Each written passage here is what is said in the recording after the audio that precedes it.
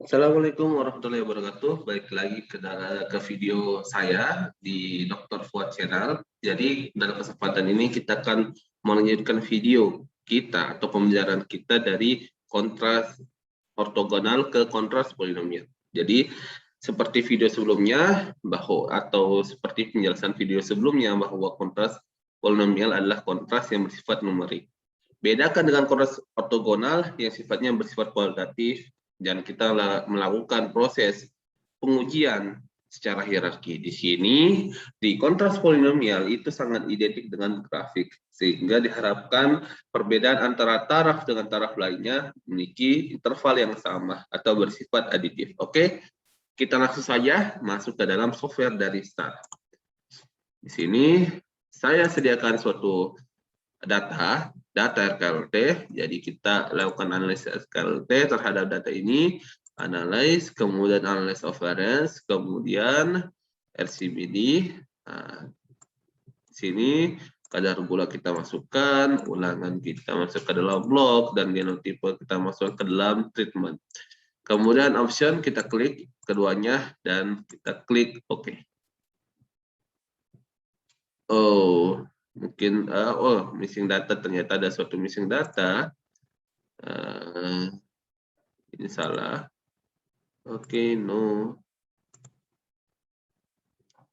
Oke, kita ada 0, 50, 100, 150, 200, 250, 0, 50, 100, 150, 200, 250, 0, 50, 100, 150, oh sorry, 0, 50, 100, 150, 200, sorry, 200, 250. Jadi software ini jika ada suatu kesalahan, dia langsung mengkodekan terdapat suatu missing data, ketidaksesuaian. Ya, jadi ini sangat membantu apabila kita memiliki kesalahan yang bersifat minor maupun mayor. Oke, kita langsung ulang, analis, kemudian analisis varias, dan kita gunakan RCBD. Nah, baik, kita masukkan ulangan ke dalam blok, genotipe ke dalam treatment, dan kadar gula ke dalam variabel, respon variabel. Dan seperti biasanya, kita klik Shapiro-Wilk dan Bartlett test. Dan kemudian kita oke. Hasilnya seperti ini. Dan kita lihat ternyata signifikan. Ya, seperti metode dari kontras sebelumnya, maka kita kembali ke data awal. Jadi data awal sebelum analisis ini dilakukan, yaitu gunakan, tinggal kita lihat di mana dia, di sini ya, di faktor tunggal RKLT. Kemudian di sini kita klik kontras. Nah, di sini genotipe, jadi misalnya ini misalnya bukan genotipe, ini sebenarnya pupuk, maaf, yang bersifat kontinu secara kuantitatif, ya. Mohon maaf, harusnya bukan genotipe di sini, tapi pemupukan, ya. Oke, tapi tidak apa-apa, ini hanya sebagai penggambaran bagi adik-adik sekalian. Yang penting nilai tarafnya itu bersifat kuantitatif. Oke, kita pilih ada 4, ada bersifat compare with control, jadi kita membandingkan dengan kontrol, atau gunakan orthogonal polynomial contrast. Nah, biasanya ini sangat identik kalau ada genotipe, atau gunakan spesifik kontras. Di sini kita bisa tambahkan hanya 4. Yang membedakannya yaitu biasanya kalau kita untuk kontras, kita menggunakan suatu panduan yang sudah ada. Ada suatu panduan polinomial, ya. Ada suatu kode-kode tertentu. Jadi saya lihat kode-kodenya dulu. Untuk nominal, jadi untuk ini kita masukkan kode-kodenya. Tunggu, kayaknya perintahnya oke. Kita ulang lagi perintahnya. Jadi kalau misalnya kodenya itu 4 atau ya 1, 2, 3, 4, 5, artinya kita bisa mencapai 4. 5 ada 6 bisa mencapai 4. Misalnya kodenya itu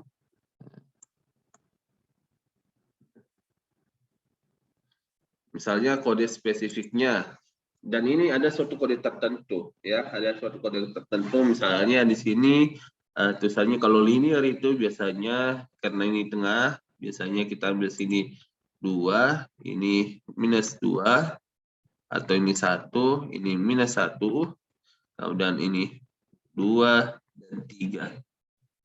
Ya, seperti ini. Ini mulai dari minus 2 dan ini minus 3. Atau kebalik, bisa juga kebalik sini. Ini minus 1, minus 3, ini minus 2, ini minus 1, ini 1, ini 2, ini 3. Nah, ini bersifat linear. Kemudian kuadratiknya bisa saja kita padukan dengan misalnya, ini bisa digeser, kita padukan dengan konsep, karena ini 6 masih kuad kubik. Jadi misalnya untuk kuadratik kita bisa gunakan kode sini linear kuadratik kubik. Sini 3, 1, minus 2, 1, atau gunakan kuadratik. Oke, di sini 1, misalnya 1. Oh sorry, ini gunakan kuadratik, itu gunakan 1, 2, minus 1, minus 2, minus 1, di sini 2. Ya, seperti itu. Dan begitu selebihnya. Itu tergantung dari metode yang kita gunakan. Misalnya lagi ini kubiknya 5/6. 5/6 itu 5, misalnya ini 5/6. Misalnya, sorry, ini misalnya 1, ini 2, ini 2, 0, minus 2 untuk 1. Dan keempatnya itu bisa dapat 1. Ini, sorry, ini 2, ini minus 1, ini minus 2, minus 1, 2, dan 0. Nah, bisa seperti ini. Ini C4, 1, minus 4, 6, minus 4, dan 1. Oke, kita sudah set. Kita sudah kontras dan kita tinggal oke. Nah, hasilnya sudah ada di sini. Nah, inilah kontrasnya, bagaimana pola-pola yang ada. Jadi intinya kalau di kontras polinomial, kita memiliki suatu pola tertentu, pattern tertentu, biasanya sudah ada secara aljabar. Biasanya kita menggunakan konsep aljabar untuk menggunakan pola tersebut. Ya, seperti itu. Dan beberapa di website juga sudah ada, dan biasanya yang paling maksimal itu gunakan 5 taraf, tapi 6 taraf mungkin kita bisa membuat suatu pola tertentu yang bisa disesuaikan dengan konsep atau kaidah-kaidah dari pola regresi. Ya. Seperti ini hasilnya, dan kemudian di sini ada C0, C1, C2, C3, C4 sesuai dengan pola yang kita sudah set di kontras polinomial. Di sini kita bisa mengetahui bahwa ternyata di C3 dan C4 lah yang sesuai. Artinya konsep atau pola polinomial yang ada itu berada di sekitar metode kubik atau kuartik. Seperti itu. Jadi setiap metode linear, kuadratik, atau eksponensial tersebut memiliki nilai-nilai khusus, pola-pola khusus. Jadi tinggal kita sesuaikan dengan taraf yang ada. Berapa jumlah taraf, dan kemudian kita cari polanya, misalnya 6, maka kita coba lihat dari 1 pola linear, kuadratik, kena 6, maka 6 kurang 1 hanya 5 pola. Dari linear, kuadratik, kubik, kuartik, dan kemudian pola eksponensial 5. Oke, demikianlah dari tutorial terkait dengan kontras polinomial.